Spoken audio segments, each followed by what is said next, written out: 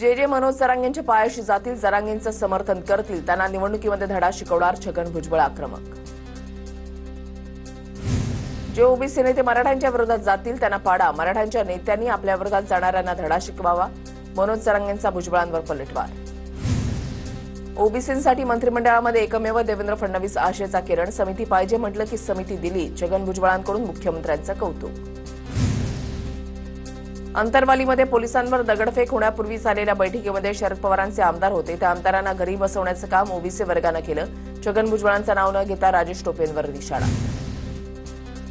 मवियाच्या काळामध्ये मराठा समाजासाठीच्या उपसमितीमध्ये फक्त मराठा नेते, तेव्हा का म्हणाला नाहीत एकाच समाजाची समिती कशी, ओबीसींना घ्या असं का म्हणाला नाहीत, भुजबळांचा शरद पवारांवर निशाणा.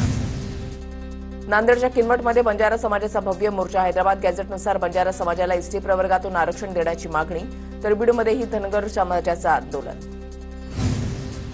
पालकमंत्र्यांच्या हस्ते प्रमाणपत्राचं वाटप, पण मला ते बघायचंय, वाटप झालेल्या कुणबी प्रमाणपत्रांवर जरांगे पाटलांना संशय, प्रमाणपत्र मिळालेल्या सर्वांना अंतरवालीमध्ये येण्याचं जरांगेंचं आवाहन. जयंत पाटील राजाराम बापू पाटील यांची औलाद वाटत नाही, काहीतरी गडबड आहे, गोपीचंद पडळकरांनी सगळ्याच मर्यादा ओलांडल्या.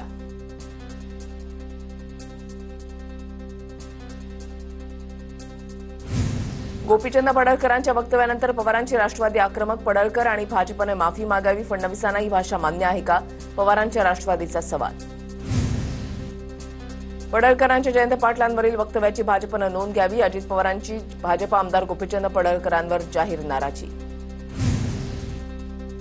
राहुल गांधींनी केलेले आरोप निराधार आणि चुकीचे आहेत, मुख्य निवडणूक आयुक्त ज्ञानेश कुमार यांचे राहुल गांधींना उत्तर. राहुल गांधी लवंगी बारही फोडू शकले नाहीत, राहुल गांधी एकही पुरावा देऊ शकले नाहीत, त्यांची खोटं बोलण्याची हिंमत वाखाणण्याजोगी, राहुल गांधींच्या आरोपांवरून मुख्यमंत्री फडणवीसांचा हल्लाबोल. निवडणूक आयुक्त ज्ञानेश कुमार सबबी सांगणं थांबवा, आताच कर्नाटक सीआयडीला पुरावे द्या, आयोगानं आरोप फेटाळल्यानंतर राहुल गांधींचं प्रत्युत्तर. राहुल गांधीने आरोप करून चालणार नाही, पुरावे दिले पाहिजेत, निवडणूक आयोगाला पुरावे द्यावे, नाहीतर कोर्टामध्ये जावं, उपमुख्यमंत्री शिंदेंची प्रतिक्रिया. कर्नाटक सीआयडीनं 18 महिन्यामध्ये 18 पत्र निवडणूक आयोगाला लिहिली, पण निवडणूक आयोगानं उत्तर दिलं नाही, राहुल गांधी यांचा आरोप, कर्नाटक सीआयडीनं एफआयआर दाखल केल्याचाही केला उल्लेख. मीरा भाईंदरमधील काँग्रेसच्या वोट चोरीच्या फलकावरून भाजप आमदार नरेंद्र मेहता संतापले, मोदींवर टीका करण्याआधी स्वतःची हैसियत बघा, मेहतांनी सुनावलं, मोदींच्या वाढदिवशी काँग्रेसनं हॅपी बर्थडे वोट चोर असे फलक झळकावले होते. शिंदेंच्या जाहिरातीमध्ये बाळासाहेबांच्या बाजूला जिल्हा प्रमुखांचा फोटो कशासाठी, आनंद दिघेंच्या फोटोवरून राऊतांचा सवाल, तर भुंकणाऱ्या कुत्र्याच्या आनंद दिघेंचं नाव घेण्याची लायकी नाही, खासदार नरेश मस्केंची राऊतांवर टीका. ठाकरे बंधू एकत्र येऊन मुंबईमध्ये सत्तेमध्ये आल्यास आनंद, मविया म्हणून सर्वच ठिकाणी एकत्र लढू असं नाही, महापालिका निवडणुकीच्या पार्श्वभूमीवर उद्धव आणि राज ठाकरेंच्या युतीबाबत शरद पवारांचं विधान.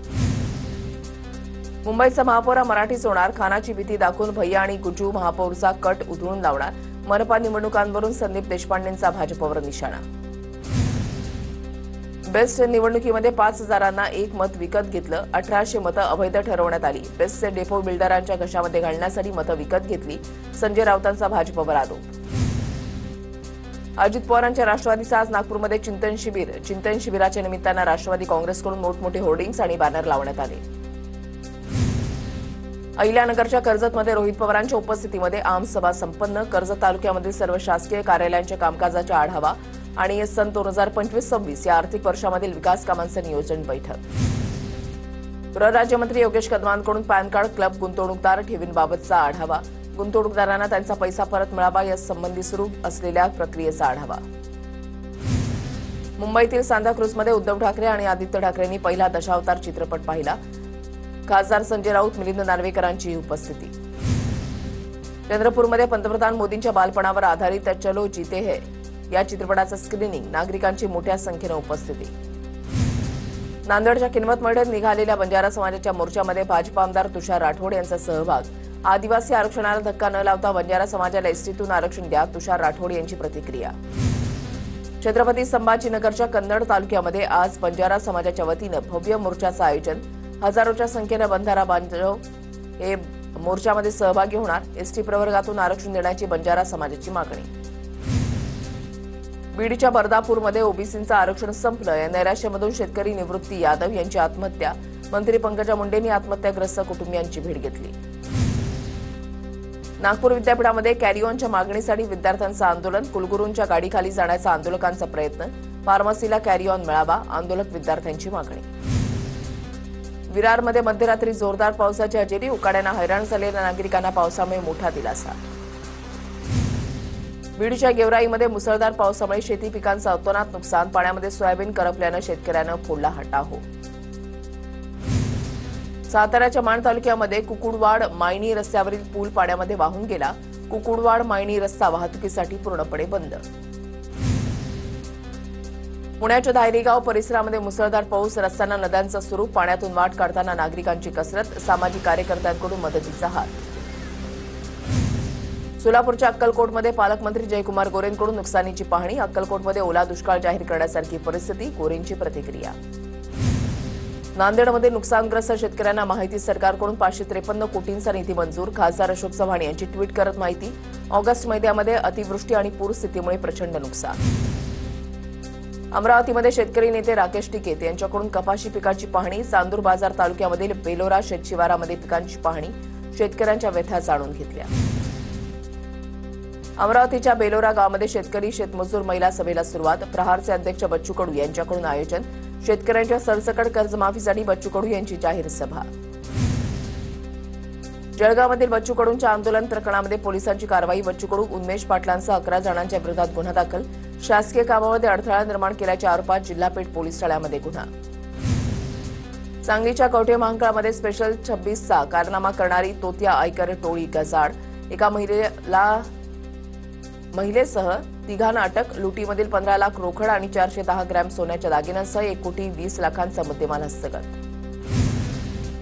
जळगावच्या पाचोऱ्याच्या सातगाव डोंगरी परिसरामध्ये धरण फुटल्याची अफवेमुळे नागरिकांमध्ये भीतीचं वातावरण, काहींनी गोंदियामध्ये पोलीस खबरीच्या संशयावरून नक्षलवाद्यांकडून 23 वर्षीय युवकाची निर्घुणपणे हत्या, दूध पोहोचवताना पोलिसांना माहिती देत असल्याचा आरोप. नवी मुंबईतील नेरूळमध्ये 10,44,000चा एमडी ड्रग्ज जप्त, आरोपीला 3 दिवसांची पोलीस कोठडी. नंदुरबार शहरातील चाकू हल्ल्याच्या घटनेनंतर पोलीस दल ऍक्शन मोडवर, या घटनेमध्ये पोलिसाचा समावेश असल्यानं त्याच्यावर निलंबनाची कारवाई. पुण्यातील रांजणगावमध्ये इलेक्ट्रॉनिक दुकानाला भीषण आग, शॉर्ट सर्किटमुळे आग लागल्याची माहिती, सुदैवानं कोणतीही जीवितहानी नाही. बदलापुरात गावगुंडाकडून पोळीभाजी केंद्राची तोडफोड, पोळीभाजी केंद्राच्या मालकाला जीव मारण्याची धमकी, गावगुंडाच्या हल्ल्यामध्ये केंद्रातील कामगार जखमी. नाशिकच्या सातपूर परिसरामध्ये तरुणाचं सिनेस्टाईल अपहरण करण्याचा प्रयत्न, 4 ते 5 जणांच्या टोळीकडून अपहरणाचा प्रयत्न, प्रसंगावधान राखत तरुणानं केली सुटका. नाशिकमध्ये महिलेची हरवलेली 1,30,000ची असलेली बॅग पोलिसांनी केली परत, पंचवटी पोलिसांची कारवाई.